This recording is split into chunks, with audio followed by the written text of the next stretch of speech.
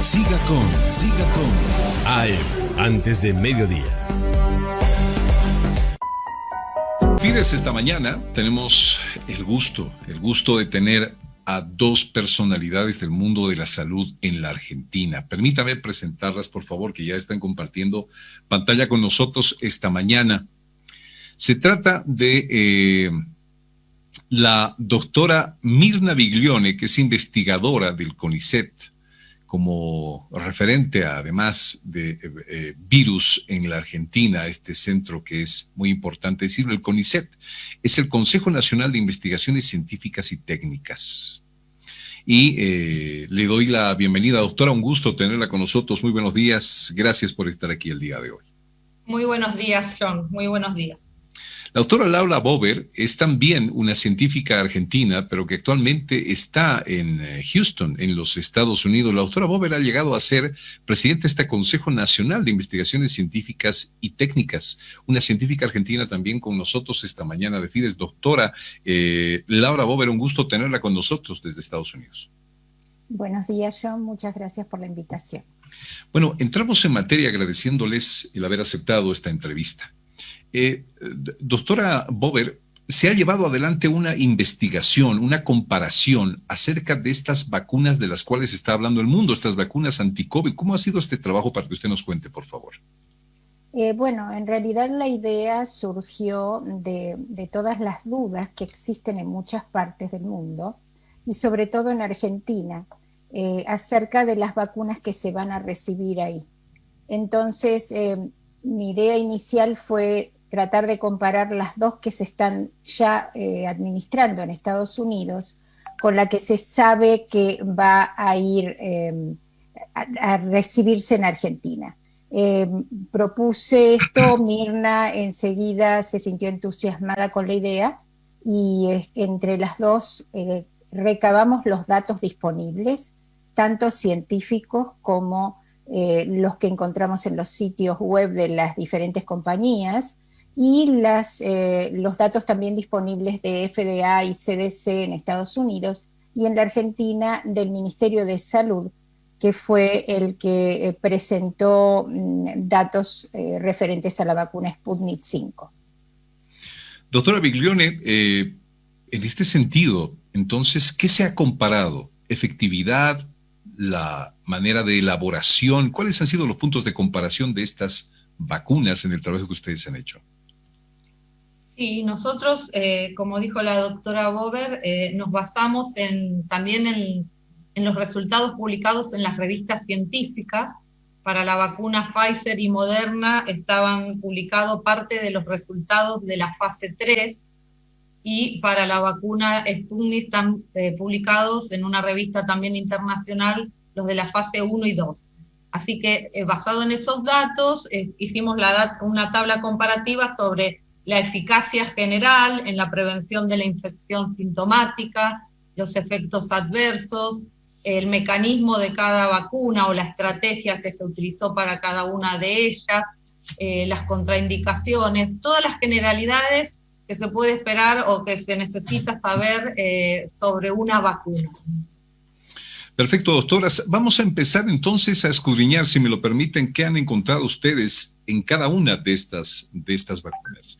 Quisiéramos entrar primero en cómo se han hecho estas vacunas, ¿no? Desde el concepto mismo de quizás qué es una vacuna, doctora Bober, hasta las características de cada una. ¿Cómo se han hecho? Usted, por favor. Sí. ¿Qué es una vacuna? Una vacuna es un proceso por el cual uno administra o desafía al individuo que va a ser vacunado con un agresor, que puede ser un virus, puede ser una toxina, hay distintos tipos de vacunas. Ese desafío que se hace es inyectar al individuo con algo que dispare la respuesta inmune, que el sistema inmune nuestro reconozca como algo ajeno a nuestro cuerpo y en una primera etapa el sistema inmune va a reaccionar, en una de las primeras etapas porque es muy amplio el mecanismo, produciendo anticuerpos. Anticuerpos son moléculas que llamamos como parte de nuestro sistema de defensa y que van a tratar de rechazar a ese, o por lo primero reconocerlo como extraño, y luego los mecanismos se disparan de tal forma que hay células que van a producir anticuerpos y otras células que van a producir directamente una respuesta inmune celular, luchando, como diría yo, cuerpo a cuerpo contra el invasor.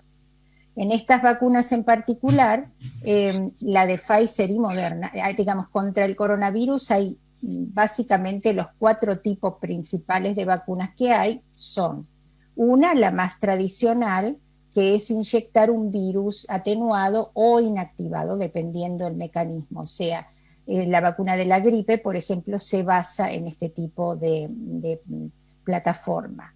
Otra es inyectar directamente una proteína, o sea, un pedacito del virus, no todo el virus. Y hay vacunas parecidas a estas, pero están todavía en etapas de desarrollo, aunque se encuentran en fase 3. Pero les faltan más datos y probablemente no sean de una producción tan internacional.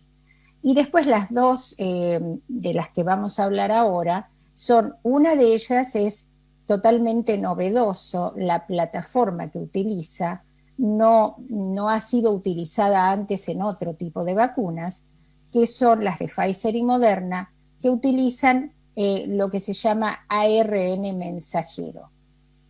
¿Qué es el ARN mensajero? Es un tipo de material genético que lleva la información a las células de la persona que está siendo vacunada, introduce la información sobre la proteína más particular del virus, que es la proteína que llamaremos de aquí en más Spike o S, llevan esa información a nuestras células producen la proteína que nuestro sistema inmune va a reconocer como extraña y va a disparar esa cadena de eventos que les mencioné. Esas son las más novedosas y no hay antecedentes sobre estas vacunas, por lo cual mucha gente está expectante diciendo, bueno, ¿y qué puede ocurrir? ¿Qué efectos puede traer? Bueno, eso se comentará luego. Y después la Sputnik es parte de otro grupo de vacunas, como la CanSino, que es una vacuna china, la de Johnson & Johnson, que es de Estados Unidos, la de AstraZeneca y Sputnik. Esas 4 vacunas tienen una plataforma que se denomina de adenovirus. El adenovirus es un transportador, supongamos un transbordador espacial, que lleva también un trocito de material genético del virus, siempre el mismo que mencionamos, el de la proteína S del virus. Y cada una utiliza un transbordador diferente. El adenovirus no es un virus infectivo, lo único que hace es transportar su carga hasta el interior de las células nuestras, que van a producir la proteína S y de nuevo el sistema inmune. Eso es básicamente las vacunas que tenemos hoy en día en el mundo, digamos. Okay. Doctora Biglione, ¿cuántas vacunas en este momento de las cuales se habla están en la lista, digamos, de las más confiables en este momento por la manera en la que se han elaborado? Bueno, hay que ver a qué llamamos confiables, ¿no? Como dijimos, algunas vacunas, sobre algunas ya tenemos experiencias previas sobre las plataformas. Mismo sobre la vacuna Sputnik, que se basa en vectores, ya hubo experiencia para, por ejemplo, el ébola o el virus del Zika, y actualmente se está ensayando también una vacuna para el VIH. Por otro lado, hay vacunas como la Moderna o la Pfizer basadas en el ARN mensajero, que los resultados hasta ahora vienen muy bien con respecto a la seguridad, pero bueno, es verdad que es una plataforma innovadora, que son nuevas.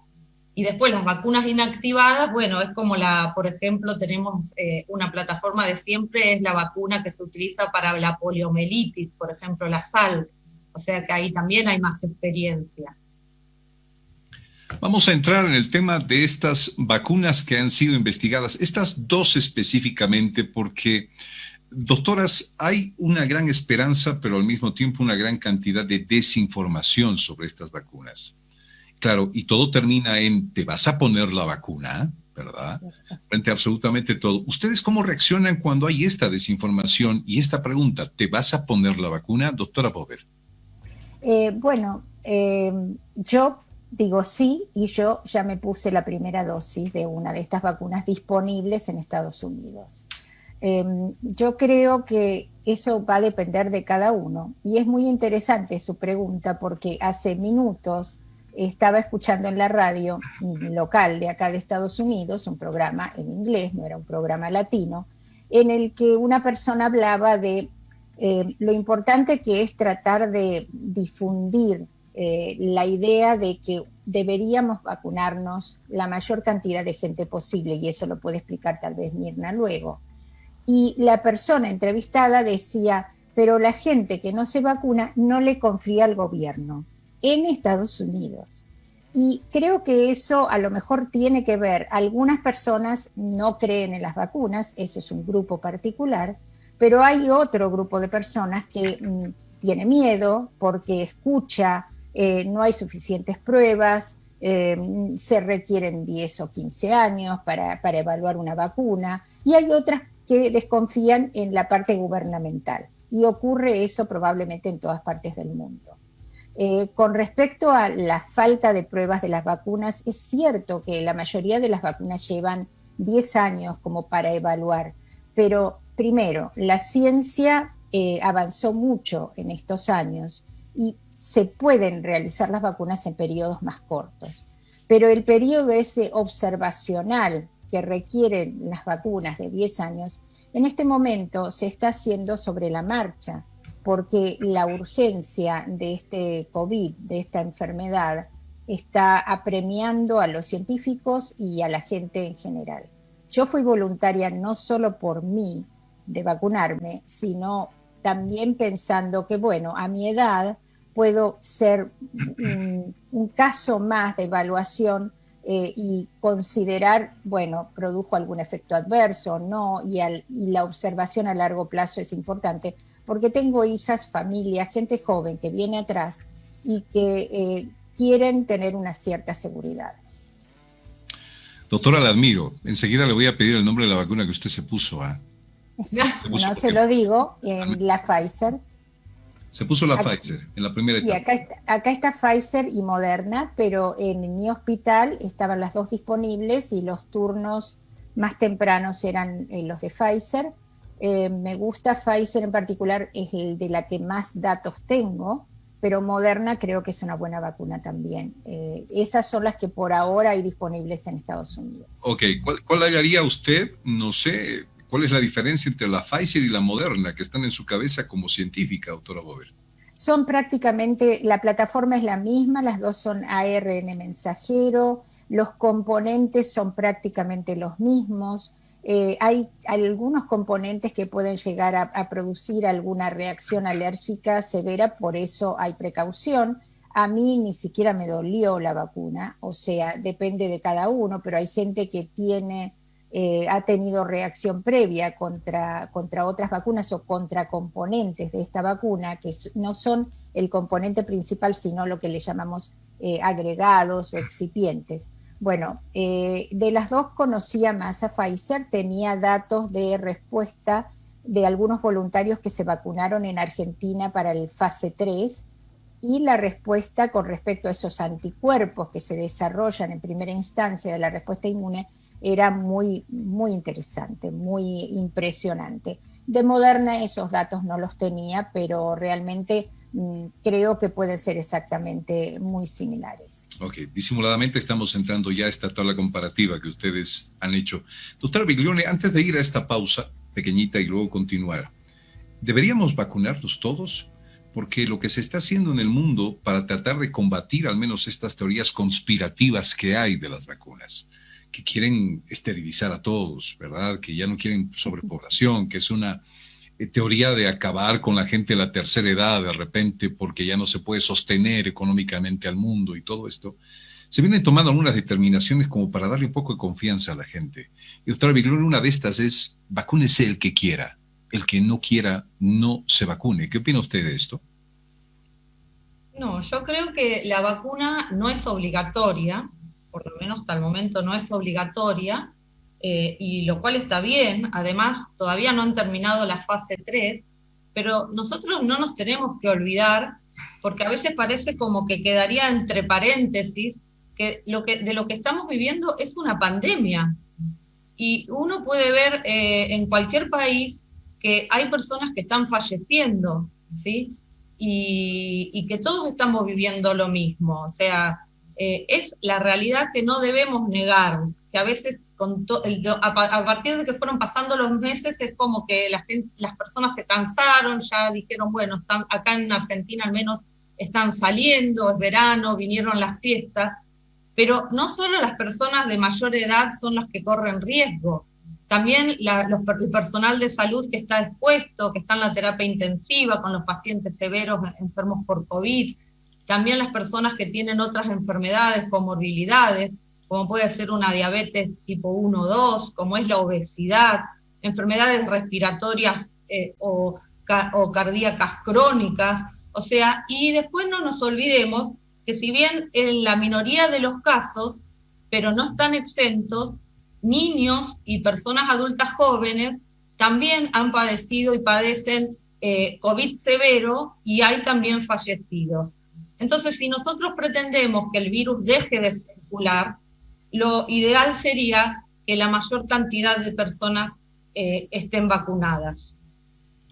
Vamos a ir a la pausa enseguida, acá en Fides, y a la vuelta hablamos de los otros datos comparativos de las vacunas, los últimos. Tenemos que hablar, doctora Bober y Biglione, por favor, de estas teorías conspirativas. ¿Hallaron algo ustedes en su comparación acerca de que se quiere esterilizar el mundo o no, para que no se tengan más bebés o acabar con gente de la tercera edad? Y un poquito más adelante hablamos de esta vacuna que está ingresando a Bolivia, que es la Sputnik 5. Así que por favor, quédense en todo con nosotros. Volvemos enseguida después de esta pausa. No se vayan. Estamos presentando AM antes de mediodía. Después de esta pausa, estamos con la doctora Mirna Biglione y Laura Bober, doctoras invitadas hoy a esta entrevista y que son parte del Consejo Nacional de Investigaciones Científicas y Técnicas CONICET de la Argentina. Son dos científicas que se han dado el trabajo de poder comparar, hacer el análisis comparativo de las vacunas de las cuales hoy se está hablando en esta lucha contra el COVID. Doctora Bober, ¿hay usted en su comparativo, en su estudio, algún indicativo de estas teorías conspirativas, de que se quiere esterilizar al mundo, se quiere acabar con la gente de la tercera edad, de que esta enfermedad es una creación de laboratorio para controlar el mundo a través de las vacunas después, doctora? Bueno, no lo hallamos en nuestra comparación. En realidad era más bien como estar leyendo historias de ciencia ficción. Todo el mundo dice el virus fue creado. Los virus son así, los virus mutan, los virus cambian, se vuelven más agresivos o menos agresivos, de repente desaparecen de la circulación. Este virus se va a quedar probablemente mutando, cambiando un poco. Mientras no mute demasiado en la proteína S, va a seguir siendo útil la vacuna tal cual está, o se irá modificando y adaptando a las nuevas versiones. Pero todo lo que se lee en realidad es en prensa, a lo mejor diarios que son alarmistas, y usted sabrá bien, porque usted está en esto, que las noticias que más venden son las de ese tipo. Mini robots que nos invaden y que nos van a convertir en humanos insensibles o algo por el estilo. Hemos leído de todo, pero por supuesto eso no es científico, no necesitamos, ni lo pusimos en la tabla, ni lo consideramos para eso. Doctora Biglione, bien. Doctora Biglione, me voy con usted, por favor. ¿Qué resaltaría usted de la comparación de estas vacunas? Le pido centrarse y concentrarse un segundito también en la Sputnik 5, por favor, que es de la cual se habla en el país y está a punto de llegar a Bolivia para ser inyectada, especialmente en grupos de primera línea, ahora en la lucha. Previamente yo quisiera preguntarles a esos grupos conspirativos si tal vez son ellos los que quieren limpiar el planeta de seres humanos, porque al no vacunarnos seguiría falleciendo gente, ¿no? Y si dejamos de usar las vacunas, volveríamos a ver niños y adolescentes en sillas de ruedas por la poliomielitis, sarampión, que también lleva a la muerte, y otras enfermedades gravísimas que han sido desterradas. Entonces, hay que tener cuidado con lo que se escucha, porque a veces algunas personas que están en estos grupos conspirativos utilizan información científica, sacan párrafos y se basan en hipótesis de los trabajos de lo que podría suceder, y entonces en base a eso crean esas teorías, como usted está diciendo, antivacunas o anticonspirativas. Y hay que tener entonces conocimientos suficientes para ir leyendo entre líneas lo que a veces ellos proponen. Con respecto a lo que vos me preguntabas de la Sputnik V, es una vacuna que su mecanismo, como habíamos dicho antes, está basado en vectores, así igual que la CanSino de China o la AstraZeneca, ¿sí? Sin embargo, en la eficiencia, con datos que son menores o menor cantidad de voluntarios en los estudios hasta el momento, porque los estudios siguen adelante, se vio que la eficacia es muy buena y es superior al 90%, como son las vacunas ARN, la Pfizer y la Moderna. De hecho, actualmente hay una tratativa o están llevando a cabo una estrategia para que desde Rusia se colabore con el Reino Unido o con AstraZeneca, digamos, para mejorar la eficacia de esta última, ¿no? Y esto es por una estrategia que se usó en la vacuna, que en vez de usar un transportador solo, que es el adenovirus, que explicó la doctora, que llevaba el pedacito de material genético de esta proteína S, en Gamaleya utilizaron dos adenovirus, y esto le dio un beneficio a este tipo de vacuna. Luego es verdad que nos faltan todavía datos, ¿sí? Y para completar un N, o sea, una cantidad de voluntarios similar a las otras dos que hemos nombrado. Pero para otras vacunas también todavía nos faltan datos. Entonces, bueno, yo creo que en las próximas semanas o en poco tiempo vamos a tener esa información. Doctora Bober, ¿qué significa que al Sputnik 5 no haya entrado a la tercera fase? Porque esta noticia se utiliza como que, entonces no se completó de probar qué vacuna están trayendo. ¿Qué significa esto de no completó la tercera fase, doctora?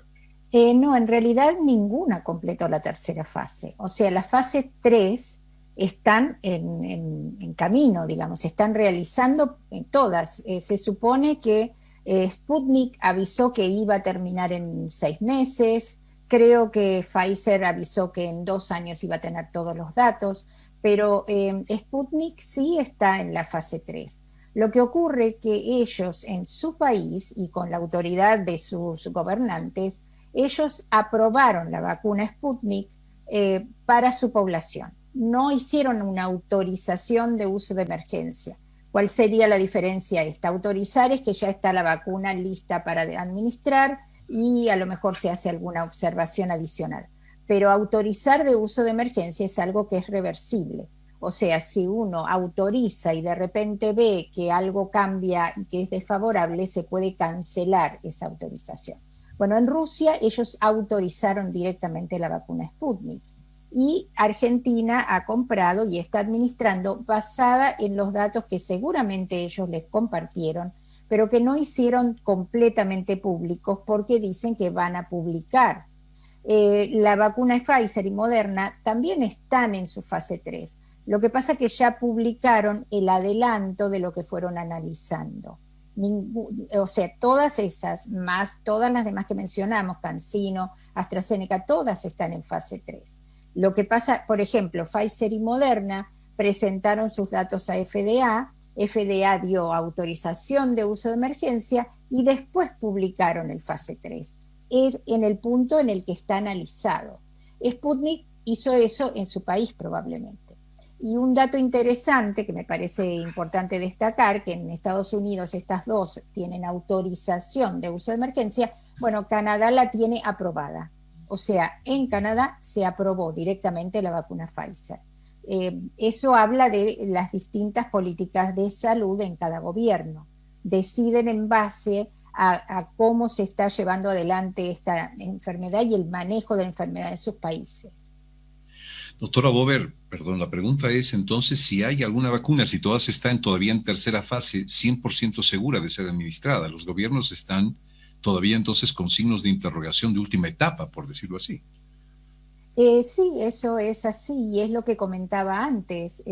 Para que una vacuna, digamos, en las voces de aquellos que se oponen a las vacunas dicen, o de los que tienen miedo, faltan 10 años. O sea, yo me retrotraería un poco en esta pandemia. En julio estaban todos desesperados que querían una vacuna. Después en octubre estaban todos desesperados que no puede ser que estas vacunas estén listas y se requieren 10 años. Y ahora que las vacunas están llegando, hay muchos que quieren vacunarse y no hay. Acá, por ejemplo, en Texas, dispusieron un número de vacunas y ya están, digamos, cubiertas esa primera dosis, no hay más lugar, tienen que esperar que vengan más para seguir dando la primera dosis.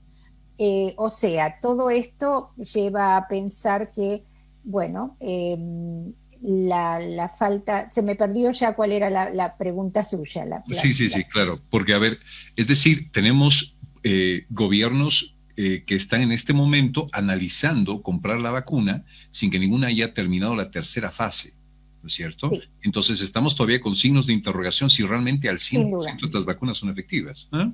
Sin duda, efectivas aparentemente son, pero esos valores que nosotros encontramos de 90% para arriba, cuando se vacune masivamente la población seguramente va a disminuir, porque Mirna seguro tiene datos de otras vacunas que esa eficacia de más del 90% en general es 70% o menos. Pero lo importante es que la seguridad hasta ahora, a corto plazo, está demostrando que hubo algún caso en esos 40.000 evaluados que falleció la persona vacunada, pero no se le atribuye a la vacuna en sí. Y los efectos a largo plazo, lamentablemente, los vamos a saber sobre la marcha. Yeah. Porque esa observación a 10 años, bueno, ahí se sabrá.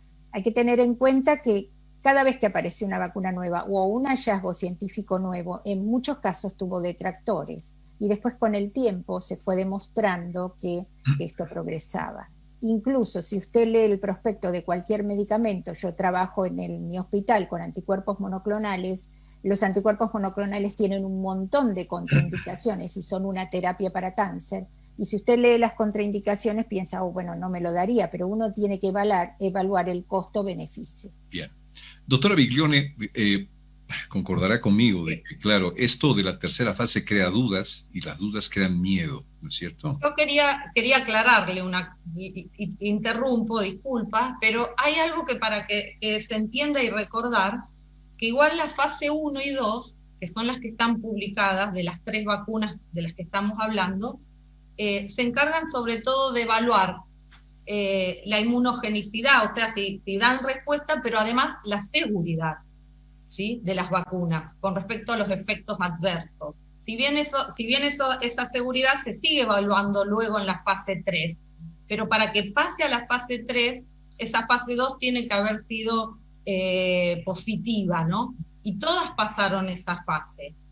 Porque si no entendemos esto, vamos a proponer todos los miedos y las dudas en que esta fase 3 no está terminada. Sin embargo, ya estamos hablando de 40.000 personas y actualmente, esto cuando hicimos la tabla, actualmente es una mayor cantidad de personas que están siendo vacunadas, y en Rusia, donde la Sputnik V fue aprobada, se está aplicando en forma masiva. Además, lo que tenemos que entender es que si hablamos de uso de emergencia, es como cuando se nos está incendiando la casa, no vamos a salir tranquilos por la puerta, vamos a salir apurados.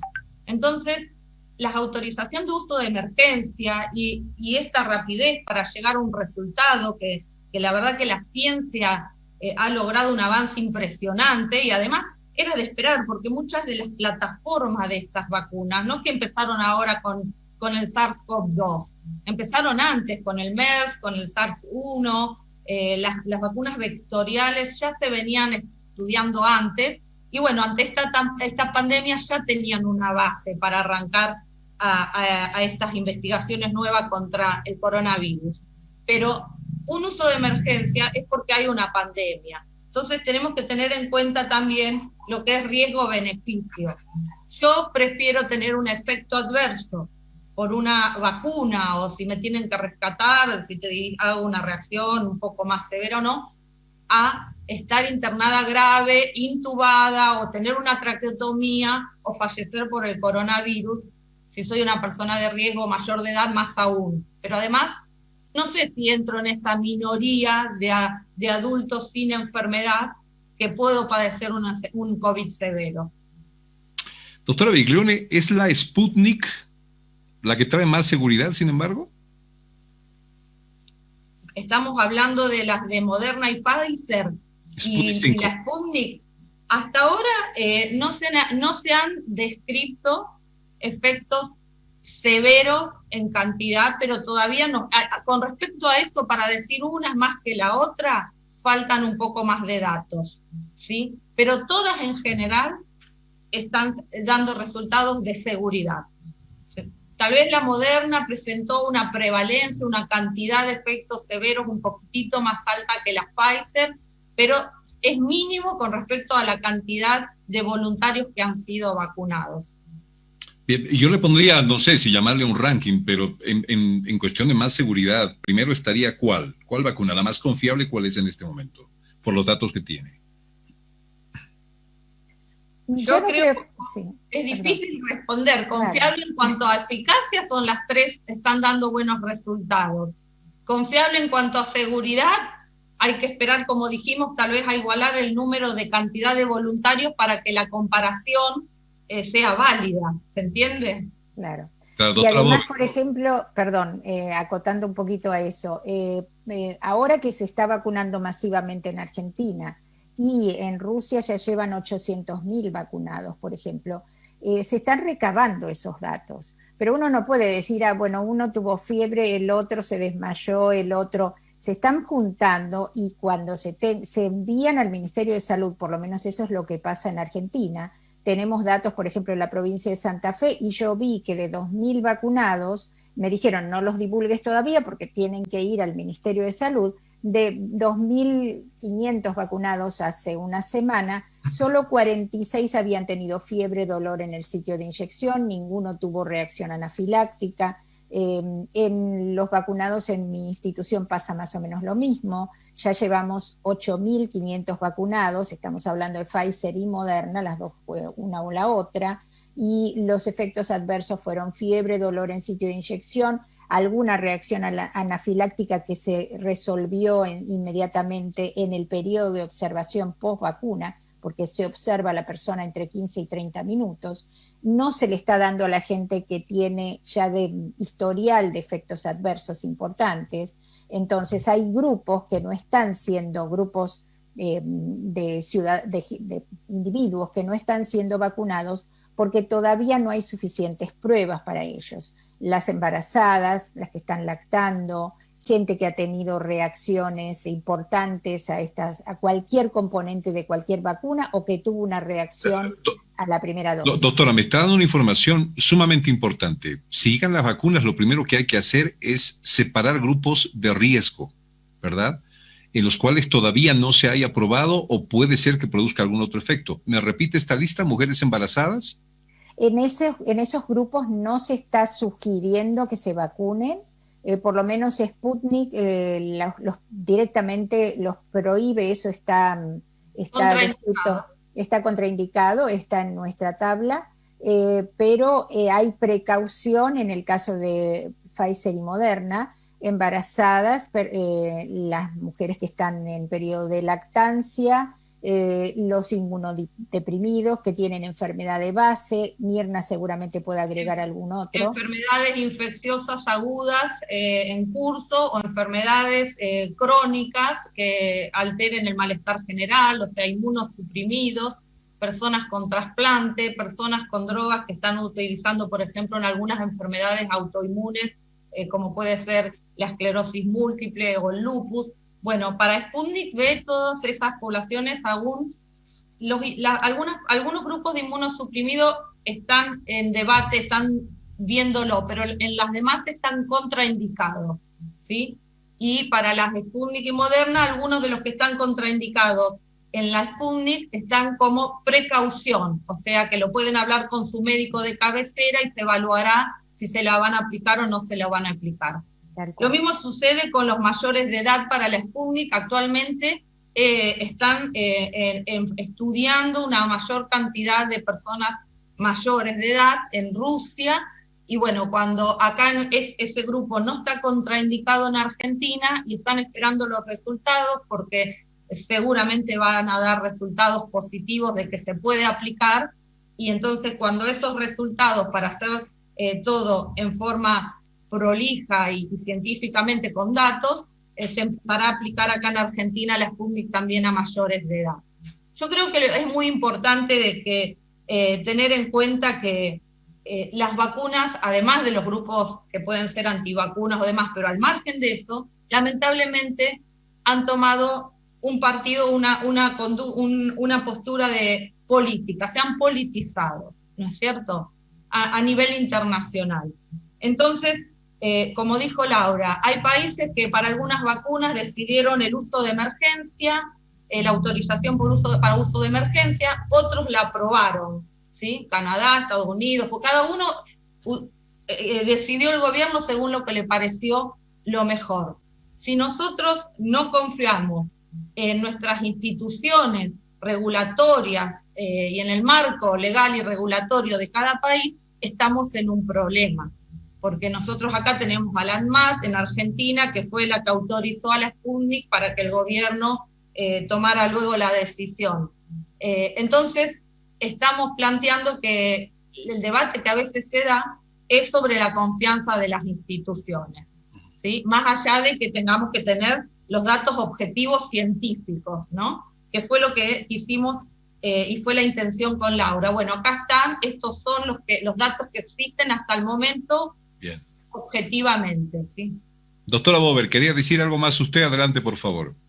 No, simplemente en la lista y lo que mencionó Mirna, ¿por qué esa decisión, hablando de los grupos de edad, ¿no?